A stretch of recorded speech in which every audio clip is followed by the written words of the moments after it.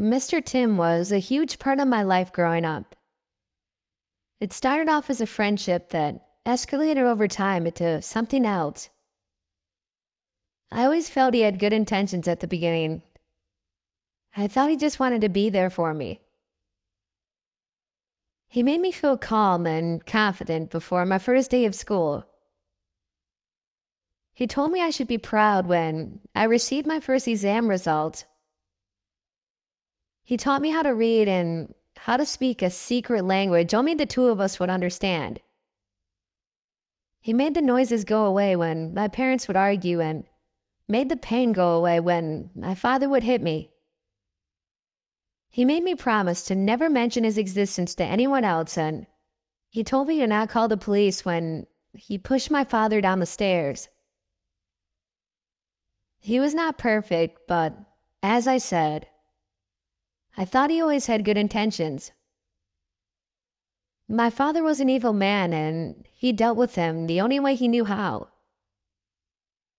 I was the only one who could see Mr. Tim, and I would not always see him, but I could always sense him watching over me. I would always be excited to talk to him in our secret language whenever I got a chance. I would rush home to see him after school, and we would talk for hours on end. He would tell me fascinating stories from his past.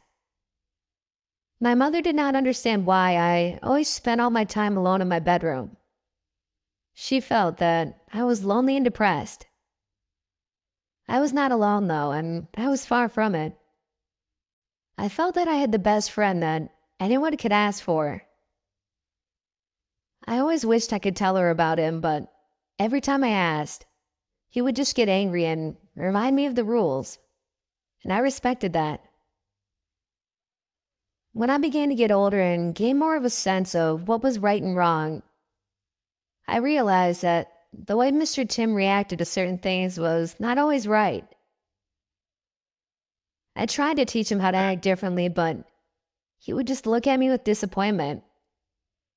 I hated seeing him upset. It was when I turned 14 years old that I eventually realized that Mr. Tim was not as good as a person as I thought. He had begun telling me to do things that would get me in trouble. He would tell me to hurt anyone that got close to me and him because he was extremely jealous and possessive. He was the only person I could speak to, and even when I spoke to my mother, I could see the displeasure on his face. I could not have any friends other than him, and if I did make a new friend, something would happen that would push them away.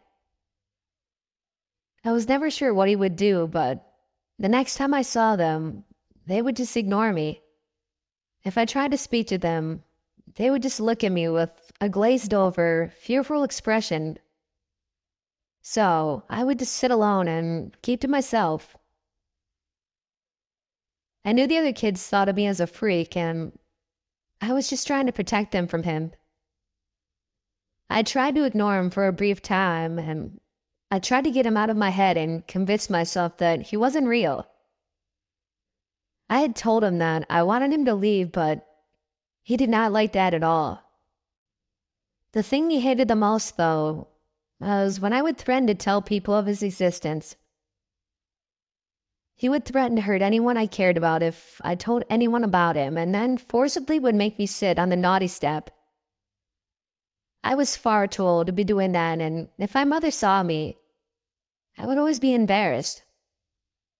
I would always have to make up some excuse, and I eventually just accepted that he would be in my life forever. He started to become more mean and sadistic as I got older. He would no longer compliment or praise me, and the long talks I once looked forward to became less and less. He would instead just sit there and look at me in disgust. The only talks he would have would be of how worthless and useless I was. I would cry myself to sleep most evenings while he'd laugh from the corner of my room. That seemed to be the only time he was happy anymore. I had attempted suicide before on multiple occasions, but he would always prevent me from doing so. I could barely even think about it without him knowing.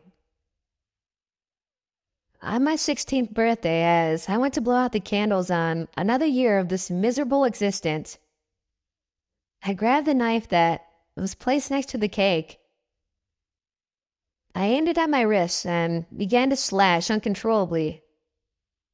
I felt the knife drop to the floor as he appeared soon after, but he was too late and the damage had been done. I woke a few days later in the hospital with bandages covering my wrist. I scanned the room expecting Mr. Tin to be furiously looking over at me, but he was nowhere to be seen. The nurse entered the room soon after and told me that I was lucky to be alive. I thought that they had lost me for a little while. I recovered from that incident, and after extensive therapy, I eventually began to rebuild my life. I graduated from college and settled down in a new area with my now wife. A few years later, we were blessed with a baby boy, and I have never spoken of Mr. Tim to anyone since. I firmly believed that that part of my life was over, and I had tried extensively to block out any memories of him. I returned home from work this evening and saw my son sitting on the steps, his face filled with shame and guilt. "Hey, buddy, what are you doing down there?" He said, "I have to sit here," he said as he immediately looked back down at the floor. "Who said that?" I said as my heart began to race. He said, "I can't tell you." "Who said that?" "You can tell me, buddy," I said as I felt a strange sense of familiarity fill the air around me. "He said he's an old friend of yours and he's back now. He said he missed you."